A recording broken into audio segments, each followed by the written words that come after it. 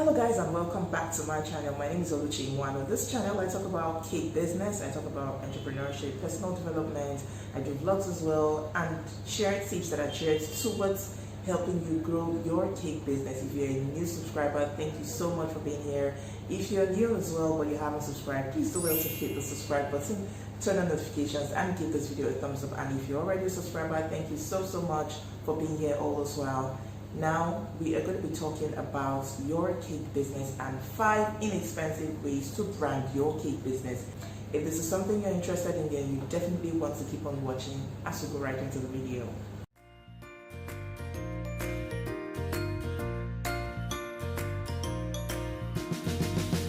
And you're welcome back. So like I said, we'll be talking about 5 inexpensive ways to brand your cake business. What is branding in the first place? It's just a buzzword that you've been hearing. You hear about personal branding, you hear about business branding, you hear brand perception, brand colors, and you hear a lot about branding. But what is branding in simple terms? More than just a logo, branding is your style. But I want to put a word first. It's your consistent style, your way of doing things. Just as you are human and people know you for certain things, people know you by certain things, people know you by a certain name, that's the same thing that applies to your business. So your business would have an identity of its own that people would know you by, and things that people will know you for. More than a logo, it's a consistent style, and it's also a standout strategy in the marketplace. So the market is full of people, full of bakers like you, full of cake business owners like you, doing stuff like you're doing. But how do you manage to stand out from the crowd, and how do you manage to give your own business a voice of its own? Now, the first thing I want to talk about is your logo. It is very important for you to have a logo, and there are inexpensive ways of making a logo. First of all, you could hire a graphic designer to do it for you at a reduced. It's very affordable.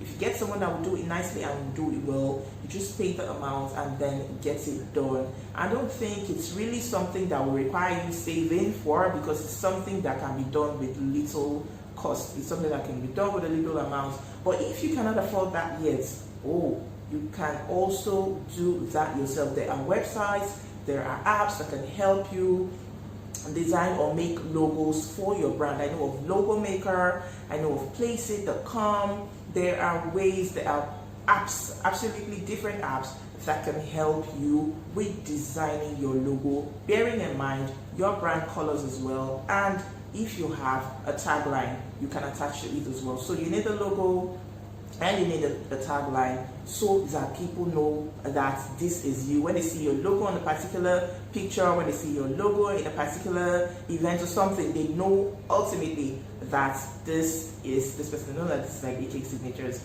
When you see this logo, of course you know that it's IB Cake Signatures, right? Right. The next thing I'll be talking about is your business card. You need to have a business card.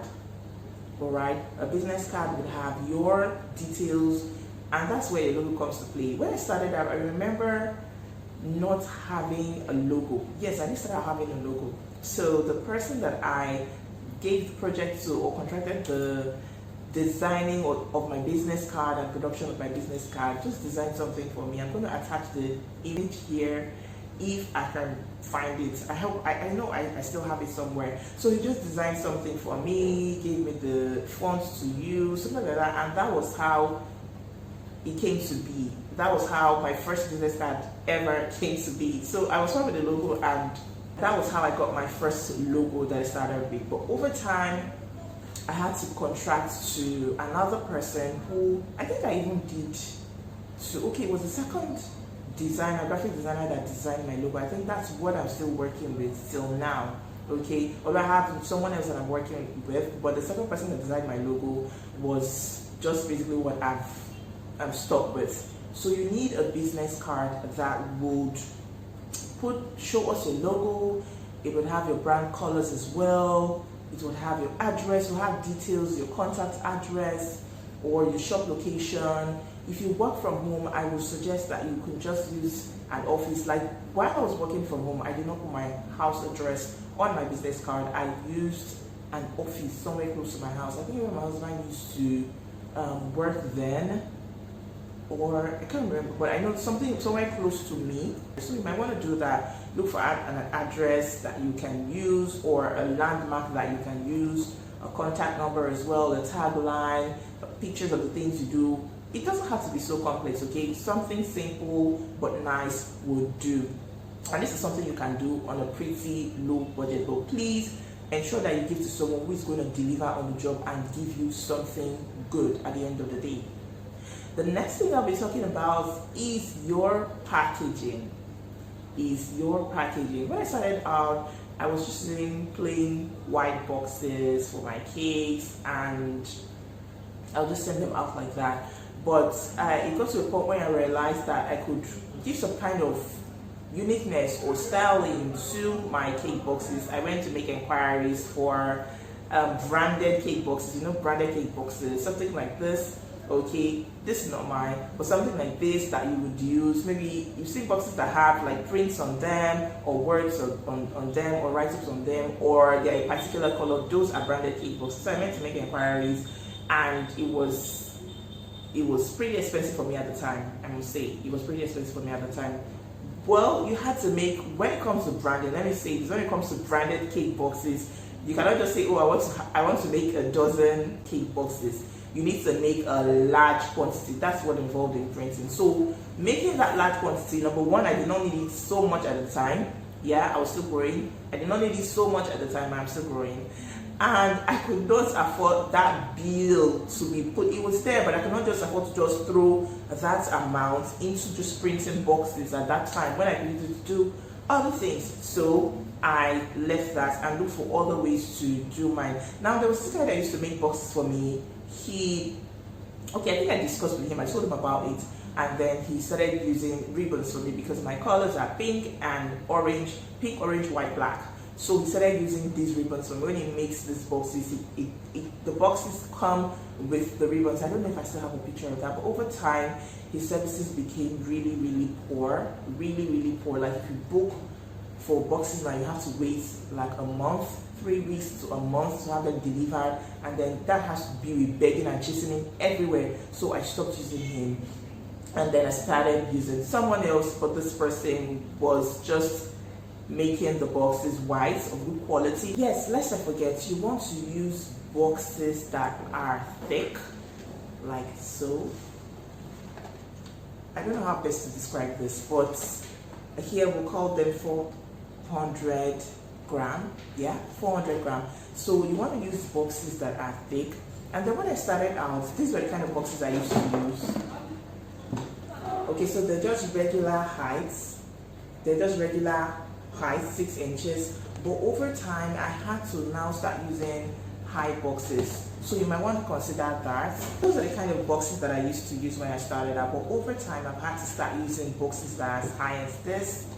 You can see. Okay, so this is by 10, and it will help accommodate cakes that have toppers, like toppers on them, and that have, maybe chocolate toppings, paper toppers, and all. Another thing I started doing was to use ribbons for my boxes. So I use ribbons and I take them. Remember I said I used to have someone that would produce boxes for me and would attach just pink and orange ribbons. It was using pink and orange ribbons, but when that stopped and I changed from one producer to another, I had to start then doing it myself. So this is what I use now. I use branded ribbons and I tape them myself, just to give that distinct look. Okay, so it's something you can do. You can get branded ribbons that you can use like so. So you can get branded ribbons like this that you can use for your cake boxes, your cupcake boxes, your cake boxes, and that would also give you that distinct look. So something else I introduced were stickers. I use stickers for my cake boxes. Okay, I started with this, and then I moved to this. I think I just changed this not too long ago, before the lockdown. So you can make them and have them attached to your cake boxes. Another thing I'll be talking about will be your outfits, your branding. So you can decide to print your brand name, your tagline on a t-shirt. Okay, if you have tees that you wear, or clothes that you wear, you can just get a simple t-shirt, take it to people that do printing jobs and have it printed on it. Okay, so it doesn't have to be something you make in bulk, like a dozen or something. Any one of your favorite t-shirts, or you can get one, take it to them, they will do that. I know people that do that around here, so they can just print your brand name and then print your tagline or do a design for you or something that you want, so that you can wear these things out. It's a way of branding. It's a way of branding your cake business, so you can wear them to the mall, you can wear them to the market, you can wear them to church, anywhere you can wear them, and then people will get to see that, oh, this is a cake brand, this is a business I can patronize, and they can talk to you as well. You can also have wristbands that you can use that are branded, things that will basically make people see that this is the business, this is the cake business, I would like to know more about this business, and it will also pass a message about what you are about. Another thing I'll be talking about is social media. It is, well, I say the least expensive. I don't know if I should call it the least expensive, but social media is one way to brand your business. It gives you a voice, it gives you a visual online presence, like people can see and know that, oh, this is what this person does. There are people that even go lengths to do branding when it comes to photography. I know a particular brand, oh, they are not even one. I know different brands online that take their pictures in a particular way. Yes, they have a particular background that they use for their pictures. That's branding, because the consistent way of taking their pictures. So even if you see their pictures without their logo, you know, oh, this cake is surely from this person, or this product is surely from this person. Some are just into pastels, so they have pastel backgrounds for taking their pictures. They have a particular way of styling, they have a particular way of setting up the area when they want to take pictures. There are certain ways they do their things, and there is a consistent following or a consistent way they do these things, so that you can easily just point them out anywhere and say, oh, this is for this person. Some it's their cake design, some it's their way of writing. Like for me, someone has told me before, if I see your cake anywhere, even without a logo, I know it's you because of the writing. So you want to do that and stand out. Now let's go back to social media. I was talking about branding on social media. So you have a particular way of putting out your cake pictures. People know you, that you are there. You basically have an online presence. Having an online presence, a strong one at that, is one way to brand your cake business. So you are online, you're not silent, you are consistent with putting up posts, you are consistent with your captions, you are consistent with the way you deliver your content, you are consistent with the way you put up your stories. If it's Instagram Reels you're doing, or if it's Instagram Live you're doing, or you're doing videos, there is a consistent way you do it that people will get to know that you are the one that is putting out such content. So you want to consider doing good on social media, or improving your social media on your online presence. It doesn't necessarily have to be like Instagram or Facebook or Twitter or anything you use. You can also have a website. I think these days is even most important, or very, very important. Why? Because it's something that is yours. It's not a rented land. It's not something that can just change over time. Yesterday I saw an update on Instagram stating terms and conditions, and boy, if you read those terms and conditions, you know that, like we say in Nigeria, last, no be your land be that, and anything can change at any time. They can decide to take off the rug from under your feet. They can decide to just close. Anything can happen. So it's better to have something that is yours. And what better thing can that be than a website? So you want to consider that in the long run, having a website of your own. Also an email list. These are things that you should consider that won't fail, at least not in a very short time like these other platforms that we're looking at present. And now, because I'm nice, I'm going to add one more point for you. Your customer service. It's an inexpensive way to brand your cake business. How can you brand your cake business? By customer or through customer service, you would ask me. You have particular ways of greeting. I can tell you that the way I greet my customers, especially online, is totally different. I have not seen it from anywhere. It's something that I crafted of myself. If you see it anywhere, you know that this is from I Bake Cake Signature. So your customer service, there should be something unique about it. It should be something unique about your voice. It should be something unique about your greeting, your manner of responding to greetings, your manner of responding to inquiries. There should be something unique about how you do that will make customers feel welcome, that will make them feel warm. So you want to look at ways of doing this. Also your follow-up. How do you follow up? How do you relate with your clients before, during, and after the sale? Do you go back to check on them? Do you go back to do a follow-up? Do you compensate if there's need to compensate? Probably the client wasn't, or the customer wasn't satisfied. Do you go back to compensate and make things right? These are the things that you should consider that would make you stand out. Excellent customer service. So you want to put that into consideration, and all the points that I've mentioned as well. If you do them, they are inexpensive but effective ways of branding your business, and they definitely would make you stand out from the crowd. I can tell you because I'm speaking from experience. So if you want to do them, I suggest that you start today and start now. Thank you so much for watching this video. Please don't forget to subscribe if you're yet to subscribe, and give this video a thumbs up. See you next time.